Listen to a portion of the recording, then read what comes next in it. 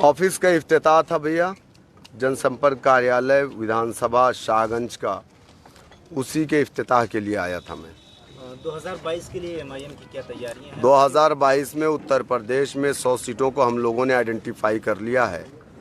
5 सालों से मैं उत्तर प्रदेश में ऑर्गेनाइजेशन का काम कर रहा हूं और उन 100 सीटों पर जिसको हम लोगों ने आइडेंटिफाई किया है उस पर लगभग हमारा 70% बूथ तक काम कंप्लीट हो चुका है और हमारे पास अब तक 150 कैंडिडेट के आवेदन भी आ चुके हैं, जिसमें तमाम समाज के लोग हैं, तमाम बिरादरी के लोग हैं।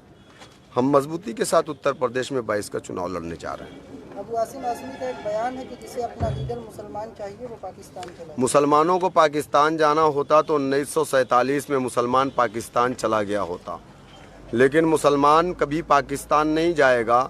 यही बात भाजपा के लोग कहते हैं कि जिसे नरेंद्र मोदी से नफरत है वो पाकिस्तान चला जाए, और वही बात अबू आसिम आज़मी ने कहा है कि जो समाजवादी को वोट नहीं डालेगा वो पाकिस्तान चला जाए।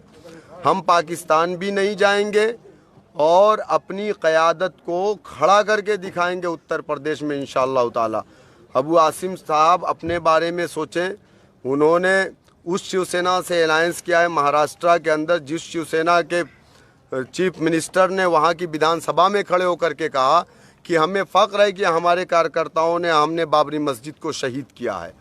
तो अबू आसिम आज़मी साहब को ये सोचना चाहिए और उनको ये बताना पड़ेगा कि किस बुनियाद पर आपने शिवसेना से अलायंस किया है। आप बताइए। उत्तर प्रदेश में असेंबली इंतखाबात से कबल पीस पार्टी के और उलमा काउंसिल ने एक गठबंधन बनाया है यूनाइटेड डेमोक्रेटिक अलायंस, अगर उससे आपको दावत मिलती है तो क्या रद्द अमल होगा? देखिए, मैं पार्टी का प्रदेश अध्यक्ष हूँ और ये आप राष्ट्रीय स्तर की बात कर रहे हैं।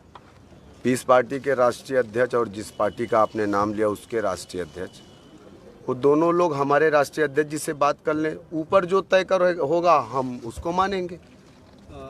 असदुद्दीन ओवैसी इधर कई बार शिवपाल यादव से मुलाकात कर चुके हैं, क्या गठबंधन में शिवपाल यादव से ओवैसी साहब की 4 मरतबा मुलाकात हुई है।